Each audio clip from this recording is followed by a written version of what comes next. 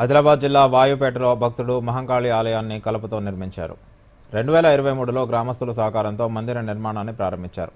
26 స్తంభాలు గోపురం, గర్భగుడి, ప్రధాన ద్వారం గోడలు అన్ని కర్రతోనే రూపొందించారు. వాటిపై ఆదివాసీ ఆరాధ్య పశుపతి దేవత మూర్తులు చిత్రాలను చెక్కారు.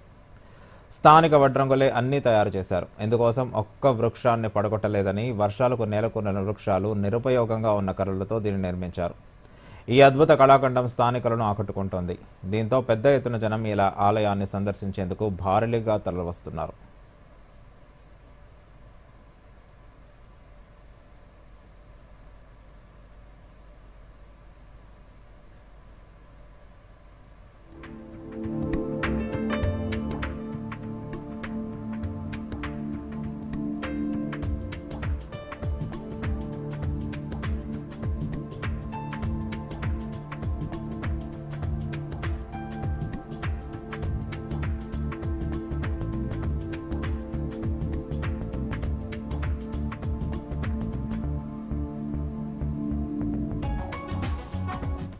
కట్టెదే మందిర్ తయారు చేయాలని అమ్మవారే చెప్పింది.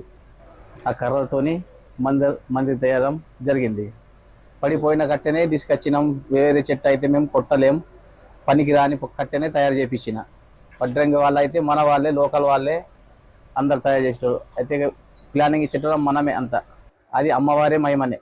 మనం అయ్యేది 6 నెలలకు ఫిట్టింగ్ చేసిన ఇప్పటికి 2 సంవత్సరాలు అవుతుంది. భక్తులు అచ్చుడ నిజామాబాద్ కానీ, వరంగల్ కానీ, ఇంకా వేరే డిస్టిక్ నుంచి వస్తారు. కాళికాదేవి, మహంకాళి 2 అమ్మవార్లు ఉంటారు, అక్క చెల్లెలు.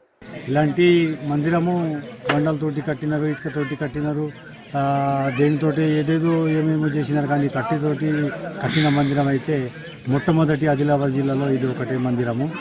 అయితే ఎంత భక్తులు వచ్చినా కూడా, ఎలాంటి కష్టాలు ఉన్న భక్తులు వచ్చినా కూడా వాళ్ళకు ఏం భక్తులు కానీ వాళ్ళకు సహాయపడుతున్నది. వాళ్ళు వచ్చి ఎన్ని బేమరీలు వచ్చినా కూడా బేమరీలు కూడా మొత్తం పోతున్నాయి. చాలామంది వస్తారు, చాలా పబ్లిక్ వస్తారు. కర్త కర్మ క్రియ ఏ విధంగా నిర్మించాల కల్పతో ఎలాంటి నష్టం వాటిల్లకుండా మనం అడవి నుంచి కింద పడ్డ కట్టెని వాటిని తీసుకొని ఉపయోగించాలా తప్ప మనం పచ్చి కట్టెని కొట్టకుండా ఎలాంటి నష్టం వాటిల్లకుండా నిర్మించాలని ఆయన నేపథ్యంలోనే ఈ యొక్క ఊరు వాళ్ళ సహకారంతో నిర్మించడం జరిగింది. దాదాపుగా ఇక్కడ ఉన్నటువంటి ప్రతి సింబల్స్ ఆదివాసులకు సంబంధించినటువంటి సింబల్సే